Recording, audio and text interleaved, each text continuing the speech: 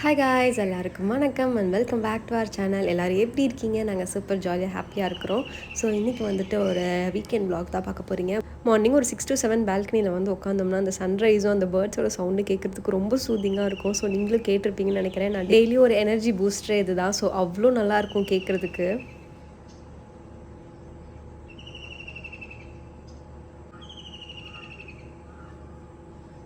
நல்லா இருக்குல்ல, அந்த ஒரு மார்னிங் சன்னில் வந்துட்டு விட்டமின் டி அப்படியே உடம்புக்குள்ளே ஏற்றினோம் ஒரு நல்ல ஒரு எனர்ஜியாக கொண்டு போகலாம். அப்படியே ஸ்க்ரீன்ஸ்லாம் ஓப்பன் பண்ணி விட்டு எல்லா சன்லைட்டும் வீட்டுக்குள்ளே படுற மாதிரி விட்டுருவேன். ரொம்ப நாள் கழிச்சு இன்றைக்கி ஒரு சூப்பர் ஹேர் பேக்கும் ஃபேஸ் பேக்கும் ட்ரை பண்ணியிருந்தேன். ரொம்ப நல்லா இருந்துச்சு. கண்டிப்பாக நீங்களும் இதை ட்ரை பண்ணி பார்க்கணுன்னு சொல்லிட்டு உங்களுக்கு இது ஷேர் பண்ணியிருக்கேன். வேறு ஒன்றும் இல்லை, வீட்டில் எப்பயுமே இருக்கிறத வச்சு தான் யூஸ் பண்ண போகிறோம். ஸோ பச்சைப்பயிர் மாவும் தயிர் தான். இது ரொம்ப நல்லாயிருக்கும் இந்த ஹேர் பேக் வந்துட்டு. பச்சைப்பயிரில் உங்கள் ஹேருக்கு ஸ்கின்க்கு எல்லாத்துக்குமே ரொம்ப தேவைப்படுற எல்லா ஒரு நியூட்ரிஷன்ஸும் அதில் நிறையா இருக்குது. ரொம்ப நிறைய ப்ரோட்டீன் ரிச்சானது. அண்ட் அது வந்துட்டு உங்கள் ஹேர் ஸ்டாண்ட்ஸில் இருக்கிற பிரேக்கேஜ் எல்லாத்தையுமே ரொம்ப நல்லாவே க்யூர் பண்ணி கொடுக்கும். அதெல்லாம் ஒரு நல்ல ஸ்ட்ரென்த்தன் கொடுக்கும். உங்களுக்கு ஹேரில் டேண்ட்ரஃப் இருக்குன்னு அதுவுமே நீங்கள் க்யூர் பண்ணும். பச்சைப்பயிறு மாவு கடையில் கிடைக்கலன்னா நீங்கள் வந்துட்டு ஹோல் பச்சைப்பயிரே வாங்கிட்டு வந்து அதை நல்லா ரோஸ்ட் பண்ணிக்கோங்க. அதை நான் வந்துட்டு நல்லா பவுட்ரு மாதிரி ஃபைன் பவுடராக நீங்கள் எடுத்துக்கோங்க. கொஞ்சம் கொரகொரப்பாக எடுத்துக்கிட்டிங்கன்னா நீங்கள் ஃபேஸுக்கு ஆட் பண்ணும்போது அது ஸ்க்ரப்பாக இருக்கும். நல்லா ஃபைன் பவுடராக ஆட் பண்ணிக்கிட்டிங்கன்னா உங்களுக்கு ஹேரில் வந்துட்டு அப்ளை பண்ணுறதுக்கு ஈஸியாகவும் இருக்கும். அது வந்துட்டு ஈஸியாகவும் நம்ம எடுத்துடலாம். ஹேருக்குமே ஒரு நல்ல ஸ்க்ரப்பாக ஒர்க் பண்ணும். நீங்கள் ஒரு 10 to 15 minutes அப்படியே விட்டுட்டு அதுக்கப்புறமா ஹேர் வாஷ் பண்ணிக்கோங்க. ஷாம்பு மட்டும் போட்டிங்கன்னா போதும். மைல்டான ஷாம்பு யூஸ் பண்ணுங்கள், கண்டிஷனர்லாம் தேவையில்லை. அதுக்கப்புறம் ஒரு குவிக்கான ஒரு ஃபேஸ் பேக் ட்ரை பண்ணலாமா? இதுக்கும் உங்கள் வீட்டில் இருக்கிற இன்க்ரீடியன்ஸே போதும். கடலை மாவு, காஃபி பவுடர், ஹனி, இது மூணுமே ஒரு மிராக்கிள்னு சொல்லுவேன் ஃபேஸ்க்கு. கடலை மாவு வந்துட்டு ஒரு நேச்சுரல் கிளென்சர். அது வந்துட்டு நீங்கள் உங்களுக்கு வந்துட்டு ஃபேஸ் வாஷ்லாம் ஒத்துக்கல அப்படின்னா நீங்கள் டெய்லியுமே கடலை மாவில் ஃபேஸ் வாஷ் பண்ணிங்கனாலே ரொம்ப நல்லாயிருக்கும் ஃபேஸ் பார்க்குறதுக்கு. அண்ட் வந்துட்டு ஒரு காஃபி பவுடர் வந்துட்டு உங்களுக்கு டேன் ரிமூவ் பண்ணுறதுக்குலாம் ரொம்ப நல்லா ஹெல்ப் பண்ணும். ஒரு குவிக்கான உங்களுக்கு ஒரு க்ளோ ஃபேஸில் கிடைக்கணும்னு நினச்சிங்கன்னா நீங்கள் வந்துட்டு காஃபி பவுடரும் ரோஸ் வாட்டரும் மிக்ஸ் பண்ணி ஆட் பண்ணிங்கனாலே ரொம்ப நல்லாயிருக்கும். இந்த மூணுமே சேர்ந்து ஆட் பண்ணி பாருங்கள், ரொம்ப நல்லாயிருக்கும் உங்கள் ஃபேஸ்க்கு. இது எதுவுமே ரேஷஸ் கொடுக்காது. உங்கள் ஃபேஸ் நல்லா கூலிங்காக மாய்ஸ்சரைசராக வச்சுக்கும். ஹனி போட்டிருக்கனால இந்த ப்ராடக்ட்ஸ் நீங்கள் யூஸ் பண்ணுறதுனால உங்களுக்கு ட்ரை ஃபேஸாக இருந்தால் கூட அந்த எதுவுமே வந்துட்டு ட்ரை ஆக்காது. மேபி நீங்கள் உங்களுக்கு ஃபேஸ் ஆயிலி ஃபேஸாக இருந்துச்சுன்னா ஹனி மட்டும் அவாய்ட் பண்ணிக்கோங்க. நல்லா ஃப்ரெஷ் ஆகிட்டு வந்த பிறகு நல்ல ஒரு மாய்ஸ்சரைசர் ஸ்கின்னுக்கும் ஹேருக்கும் கொடுக்கணும். ஃபேஸுக்குமே நல்ல ஒரு மாய்ஸ்சரைசர் நீங்கள் அப்ளை பண்ணிக்கோங்க. அதே மாதிரி ஹேருக்கும் தேவையான அளவுக்கு சீரம் ஆட் பண்ணிக்கோங்க. ஒரு 50% ட்ரையில் இருக்கும்போது ஹேர் சீரம் அப்ளை பண்ணிக்கிட்டிங்கன்னா தான் உங்கள் ஹேர்க்குள்ளே இருக்கிற மாய்ஸ்சரை நீங்கள் வெளியே கொண்டு போகாமல் நல்லா ஒரு லாக் பண்ணி வச்சுக்க முடியும். எப்போ ஹேர் பேக் யூஸ் பண்ணாலும் கண்டிப்பாக ஹேரில் வந்துட்டு ஆயில் இருக்கணும். அப்போ தான் வந்துட்டு நீங்கள் போடுற ஹேர் பேக் வந்துட்டு உங்கள் ஹேருக்கு நல்லா அப்சர்வ் பண்ணி கொடுக்கும். ஹேர் வாஷ் பண்ணுறதுக்கு முன்னாடி ஆயில் அப்ளை பண்ணிட்டு பண்ணணும், இல்லைன்னா உங்கள் ஹேர் வந்துட்டு ரொம்ப ட்ரை ஆகிடும்.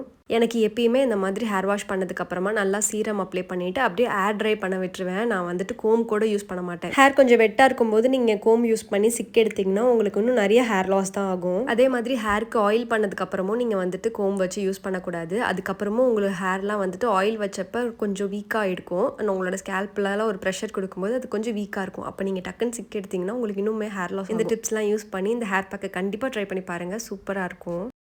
இன்றைக்கி ஆதியன் ஸ்கூலில் பேரண்ட்ஸ் மீட்டிங் இருந்துச்சு. 9:30 வச்சுருந்தாங்க. அதனால் மார்னிங்கே எழுந்திரிச்சு நானும் ஹஸ்பண்ட் மட்டும் போயிட்டு வந்துட்டோம். பேரண்ட்ஸாக மார்னிங்கே எழுந்திரிச்சு பேரண்ட்ஸ் மீட்டிங் அட்டென்ட் பண்ணி வந்தாச்சு.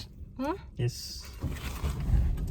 ரொம்ப நாளாக நர்சரி போகணும், கொஞ்சம் பிளான்ஸ்லாம் வாங்கணும்னு பிளான் பண்ணிகிட்டே இருந்தேன். இன்றைக்கி தான் அதுக்கு டைம் கிடச்சிது. அதனால் போயாச்சு. நான் ஒரு 3 கடை ஏறி போனேன் ஒரே ஒரு பிளான்ட்டுக்காக. என்னென்னா எனக்கு 7 days 7 rose செடி வேணும். அதனால் அது வாங்கலாம்னு சொல்லிட்டு நான் போயிருந்தேன். எனக்கு ஃப்ளவர்ஸ் இருக்கிற மாதிரி செடியெல்லாம் ரொம்ப பிடிக்கும். டெய்லி ஒரு ஃப்ளவர் எடுத்து நான் சாமிக்கு வைக்கணும் அப்படின்னு நினப்பேன்.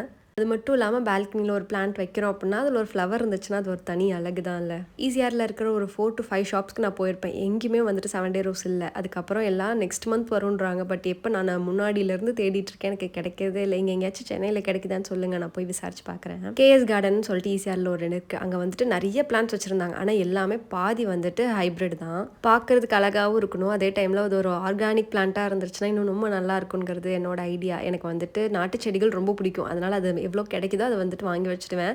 இன்றைக்கி வந்துட்டு இங்கே நாட்டு செம்பருத்தியும் கிடைக்கல. நான் நாட்டு செம்பருத்தியாச்சும் கிடைக்கும்னு பார்த்தேன், அதுவும் இல்லை. அதுவும் வந்துட்டு ஹைப்ரிட் தான் இருந்துச்சு. அதனால் நான் வேறு கடைக்கே போய் வாங்கியாச்சு. இந்த தடவை செவ்வந்தி மாதிரியே கலர் கலராக நிறைய டைப்பில் வந்துருந்துச்சு. ஸோ அதுவுமே இருக்குன்னு சொன்னாங்க. பட் அது வந்துட்டு பார்க்குறதுக்கு நிறைய பூ விட்டுருந்துச்சு தான். பட் கடையில் இருக்கவங்களே இப்போ தான் நியூவாக வந்திருக்கு, இது எங்களுக்கு எவ்வளோக்கா வருங்கிறது தெரியல, ஐடியா இல்லை, நீங்கள் வேணும்னா வாங்கிட்டு போங்கன்னு சொன்னாங்க. அது வந்துட்டு 200 சொன்னாங்க இப்போ பிளான்ட்டு. ஸோ அவ்வளோ காசு கொடுத்து நம்ம அது வரலன்னு வச்சுக்கோங்க, வேஸ்ட்டாக போயிடும். அதனால் அது வேண்டாம், நம்ம வந்துட்டு நமக்கு பிடிச்ச பிடிச்ச மாதிரி தேவைப்படுறதே வாங்கிக்கலாம்னு சொல்லிட்டு விட்டாச்சு. இவ்வளோ பெரிய செம்பருத்தி பார்க்குறதுக்கு அழகாக தான் இருக்கும். ஆனால் அது வந்துட்டு நாட்டுப்பூ கிடையாது, அது ஹைப்ரிட்டுங்கிறப்ப அதோட ஃபீலே எனக்கு கொடுக்கல. அதே மாதிரி லில்லிலாம் ரொம்ப அழகாக இருந்துச்சு. பட் அதெல்லாம் வச்சா எனக்கு தெரிஞ்சு ஈசல்லாம் வரும்னு நினைக்கிறேன். அது எப்படின்னு தெரியல. ஸோ அதெல்லாம் வாட்டர்லேயே இருக்கணும், நிறைய இன்செக்ட்ஸ் வரும், நமக்கு அதெல்லாம் மெயின்டெனன்ஸ் பண்ண முடியாது. எப்பயும் போலயே பழைய கடைக்கே போயாச்சு. நான் சென்னையில் வந்ததுலேருந்து நம்ம பால்கனியில் இருக்கிற எல்லா பிளான்ட்ஸுமே இந்த கடையில் தான் வாங்கினேன், கேஜிவி நர்சரின்னு சொல்லிட்டு. ஸோ இதுவுமே ஈஸியாக ரோட்டில் தான் இருக்குது. ஸோ இங்கே வந்துட்டு மினிமலான பிளான்ட்ஸ் தான் வச்சுருப்பாங்க. பட் வந்துட்டு ரொம்ப நல்லா மெயின்டைன் பண்ணி நமக்கு கொடுப்பாங்க. நமக்கு பாட்டில் வந்துட்டு அவங்களே வந்துட்டு மண்ணும் போட்டு கொடுத்துருவாங்க.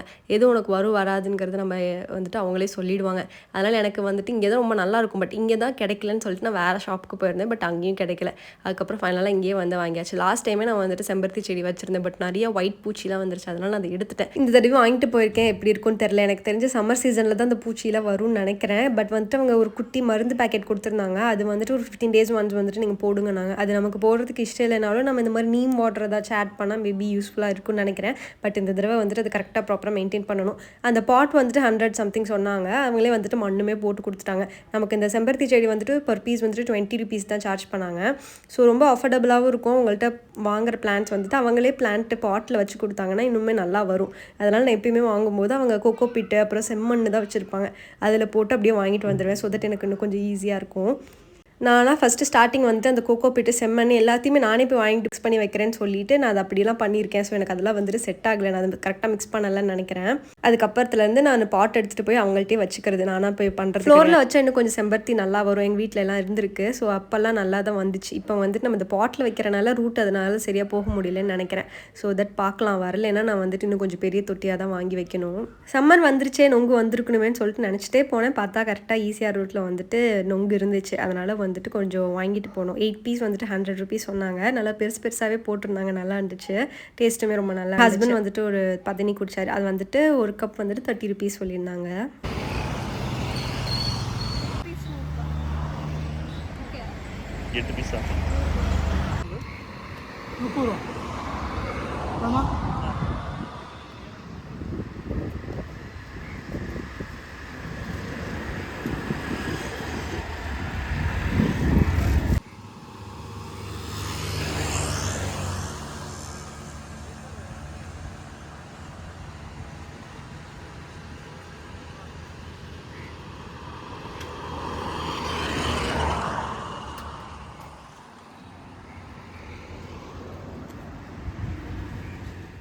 நொங்கு வந்துட்டு ஒரு சிலர் தோலோடையே சாப்பிடுவாங்க, நல்லதுன்னு சொல்கிறாங்க. பட் வந்துட்டு எனக்கு அது அவ்வளோக்கா பிடிக்காது. அதனால் நான் அதை எடுத்து தான் சாப்பிடுவேன். இங்கே செல்லக்குட்டி, செல்லக்குட்டி, ஆதி செல்லக்குட்டி, செல்லக்குட்டி ஆக்டிவிட்டி புக். ஸ்கூலில் எப்பயுமே அவங்க பேரண்ட்ஸ் மீட்டிங் முடிச்சதுக்கப்புறமா இந்த மாதிரி ஆக்டிவிட்டி புக் ஏதாச்சும் கொடுப்பாங்க. ஸோ தட் அவங்க வீட்டில் வந்துட்டு பண்ணலான்னு சொல்லிட்டு இது ரொம்ப யூஸ்ஃபுல்லாகவே இருக்கும். ஒன்று க்ரியேட்டிவாக இருக்கும். ஒரு ஹவுஸ் செய்கிற மாதிரி ஒன்று கொடுத்துருந்தாங்க. வந்துட்டு ஒரு மேக்னெட் பிரமிட் கொடுத்துருந்தாங்க. அண்ட் இந்த மாதிரி பஸ்ஸில் விளையாடுறது கொடுத்துருந்தாங்க. எல்லாமே ரொம்ப நல்லா இருந்துச்சு. ஸோ தட் அதெல்லாம் கொஞ்சம் நேரம் அது எனக்கு காட்டிகிட்டு இருந்தோம். அதுக்கப்புறமா நொங்கு சாப்பிட்டாச்சு. இந்த நொங்கோட ஸ்கின் வந்துட்டு நம்ம ஸ்கின்ல அப்ளை பண்ணால் கொஞ்சம் நல்லா க்ளோ கொடுக்கும்னு சொல்லுவாங்க. பட் அது வந்துட்டு ஒரு மாதிரி ஸ்டிக்கியாக இருக்கிறதுனால நான் வந்துட்டு பெருசாக யூஸ் பண்ண மாட்டேன். பட் என்னைக்காச்சும் போடுவேன். இன்றைக்கி தான் வந்துட்டு நம்ம அந்த ஃபேஸ் பேக் போட்டனால நான் இது யூஸ் பண்ணலை. பட் எப்பயாச்சும் கிடச்சிதுன்னா நான் அது கண்டிப்பாக போடுவேன். அந்த நொங்கோட ஸ்கின் வந்துட்டு நீங்கள் ஸ்கின்ல அப்ளை பண்ணிங்கன்னா நல்லா ஒரு க்ளோ கொடுக்கும். இன்றைக்கி நான்வெஜ் மெனு. ஸோ இன்றைக்கி வந்துட்டு மட்டன் சிக்கன் லிவர் செய்ய போகிறோம். ஸோ இன்றைக்கி வந்துட்டு ஒரு டேஸ்டியான மட்டன் குழம்போட ரெசிபி உங்கள்கிட்ட ஷேர் பண்ணிக்கிறேன். இன்க்ரீடியன்ஸோட லிஸ்ட் வந்து உங்களுக்கு இதில் கொடுத்துருக்கேன். ஸோ நீங்கள் ஸ்க்ரீன்ஷாட் எடுத்து வச்சுக்கோங்க. இது மட்டும் தான் தேவை. இது மட்டும் செஞ்சு நம்ம வந்துட்டு சூப்பராக ஒரு குழம்பு செஞ்சிடலாம். ஃபர்ஸ்ட் ஒரு கடாயில் கொஞ்சமாக நல்லெண்ணெய், மிளகு, சீரகம், சின்ன வெங்காயம், வரமிளகா, பூண்டு, தேங்காய், மட்டன் மசாலா இது எல்லாத்தையுமே போட்டு நல்லா சாட்டே பண்ணிக்கோங்க. மட்டன் சூப் உங்களுக்கு வேணும் பிடிக்கும்னா நீங்கள் வந்துட்டு இந்த டைமில் ஒரு கொஞ்சமாக மட்டன், ஜிஞ்சர் கார்லிக் பேஸ்ட், கொஞ்சமாக வாட்டர், உப்பு போட்டு நீங்கள் ஒரு 2-3 விசில் விட்டிங்கன்னா அந்த சூப் உங்களுக்கு கிடைக்கும். ஸோ தட் உங்களுக்கு அது ஏதாச்சும் கோல்டு இருக்குன்னா நல்லாயிருக்கும். கிட்ஸுக்கு கொடுத்தீங்கன்னா ரொம்ப ஹெல்தி. இன்றைக்கி ஒரு குக்கர்லேயே செய்ய போகிறோம். அதுக்கு கொஞ்சமாக குக்கரில் சீரகம், பட்டை, அப்புறமா கிராம்பு இதெல்லாமே நம்ம ஆட் பண்ணிக்கணும். அதுக்கப்புறம் ஒரு பெரிய வெங்காயம், ஒரு பெரிய தக்காளி இது எல்லாத்தையுமே ஆட் பண்ணி நல்லா சாட்டே பண்ணிக்கணும். அதுக்கப்புறமா நம்ம முன்னாடி சின்ன வெங்காயம் போட்டோம்ல அதை வந்துட்டு நல்லா ஒரு ஸ்மூத்தான பேஸ்ட்டை ஆட் பண்ணிக்கோங்க. அதையுமே போட்டு நல்லா ஆட் பண்ணிவிட்டு ஒரு tablespoon ginger garlic paste போட்டு அது எல்லாத்தையுமே நல்லா சாட்டே பண்ணிவிடுங்க. ஒரு கொதி வந்ததுக்கப்புறமா நம்ம ஒரு 20% குக் பண்ணி வச்சுருக்கிற மட்டனை வந்துட்டு ஆட் பண்ணிக்கோங்க. நீங்கள் மட்டனை வந்துட்டு குக் பண்ணி ஆட் பண்ணலாம், குக் பண்ணாமையே ஆட் பண்ணலாம். இதுக்கப்புறமா உங்களுக்கு தேவையான அளவுக்கு மட்டன் மசாலா, சில்லி பவுடர், அப்புறம் மஞ்சள் தூள், உப்பு இதெல்லாம் ஃப்ளேவர்லாம் பார்த்து லிட் க்ளோஸ் பண்ணி நீங்கள் உங்களுக்கு தேவையான அளவுக்கு விசில் விட்டுருங்க. நல்லா குக் ஆனதுக்கப்புறமா நீங்கள் மட்டன் மட்டும் தனியாக எடுத்து கொஞ்சமாக குழம்பு ஊற்றி அதுக்கு மேலே பெப்பர் சால்ட் போட்டு ஃப்ரை பண்ணி சாப்பிட்டிங்கன்னா இது வந்து உங்களுக்கு ஒரு மட்டன் பெப்பர் ஃப்ரை ஆகிடும். இதுவுமே சூப்பராக இருக்கும். கரூர் மட்டனுக்கு அம்மா வந்துட்டு ஒரு 4 விசில் தான் விடுவாங்க. பட் சென்னை மட்டனுக்கு ஒரு 5-6 விசில் தேவைப்படும். ஸோ நீங்கள் அதுக்கேற்ற மாதிரி. அப்புறம் லிவர் ஃப்ரை, லெக் பீஸ், அப்புறம் குழம்பு தான். லிவர் வந்துட்டு சாப்பிடவே காலியாகிடுச்சு. அதனால கொஞ்சமாக தான் இருந்துச்சு. சூப்பராக ஒரு நான்வெஜ் மீல் சாப்பிட்டாச்சு. கண்டிப்பாக இந்த குழம்பு நீங்கள் ட்ரை பண்ணி பாருங்கள். ரொம்ப ஈஸியாக செஞ்சிடலாம். குக்கர்லேயே செஞ்சிடலாம். உங்களுக்கு கம்மியான இன்க்ரீடியன்ஸ் தான் தேவைப்படும் அண்ட் கம்மியான டைம் தான் தேவைப்படும். டேஸ்ட்டும் வேறு லெவலில் இருக்கும். ட்ரை பண்ணி பார்த்துட்டு எனக்கு எப்படி இருக்குன்னு கண்டிப்பாக சொல்கிறீங்க. ஒரு நல்ல மீல் சாப்பிட்டு அதுக்கப்புறமா நம்ம பிளான்ஸ்லாம் அரேஞ்ச் பண்ணி வைக்க ஆரம்பிச்சாச்சு.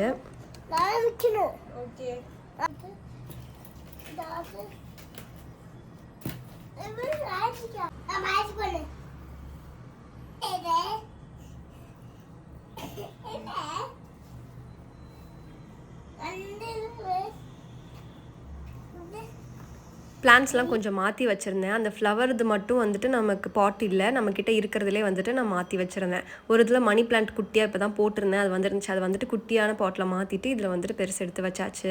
கொஞ்சமாக மண்ணை வந்துட்டு கொத்தி விட்டுட்டு அதுக்கு மேலே வந்துட்டு நம்ம அதை பிளான்ட் அப்படியே எடுத்து வச்சுட்டு மீதி கேப்லாம் இல்லாமல் க்ளோஸ் பண்ணிடணும். இந்த தடவை கொஞ்சம் மண் ஈரமாக இருந்தனால பிடிச்சிக்கிச்சு. மேபி எனக்கு இது வருமானு தெரில. வரலைன்னா திரும்ப நான் வந்துட்டு மண்ணை ட்ரை பண்ணி தான் போடணும். இப்போ பால்கனியில் இருக்க அந்த திட்டு ஃபுல்லாக பிளான்ஸாக இருக்குது. பார்க்கலாம் எவ்வளோ ஒரு கலர்ஃபுல்லாக வருதுன்னு சொல்லிட்டு. இனிமேல் மார்னிங் எழுந்திரிச்சோடனே நான் ஒரு பூக்காக இனிமேல் வெயிட் பண்ண போகிறேன். எனக்கு தெரிஞ்ச செம்பருத்தி வரதுக்கு இன்னும் கொஞ்சம் டிலே ஆகும். பட் வந்துட்டு ஃப்ளவர் வரதுக்கு சீக்கிரமாகவே வந்துடும். ஹோப் இது வந்துட்டு ஒரு சூப்பரான vlog-ஆ இருந்திருக்குன்னு நினைக்கிறேன். ஸோ நம்ம வந்துட்டு வீடியோட எண்டுக்கு வந்துட்டோம். உங்களுக்கு என்னோட வீடியோஸ்லாம் பிடிச்சிருந்தா மறக்காமல் ஃபாலோ அண்ட் சப்ஸ்கிரைப் பண்ணிக்கோங்க. அண்ட் நான் இந்த வீடியோவில் கொடுத்துருக்க எல்லா டிப்ஸ் அண்ட் ட்ரிக்ஸ் நீங்கள் யூஸ் பண்ணி பார்த்துட்டு எனக்கு எப்படி செட் ஆச்சுன்னு சொல்லிட்டு கண்டிப்பாக சொல்கிறீங்க. உங்கள் எல்லோரும் இன்னொரு இன்ட்ரெஸ்டிங்கான சூப்பரான vlog-ல மீட் பண்ணுறேன். தேங்க்ஸ் ஃபார் வாட்சிங். Bye bye.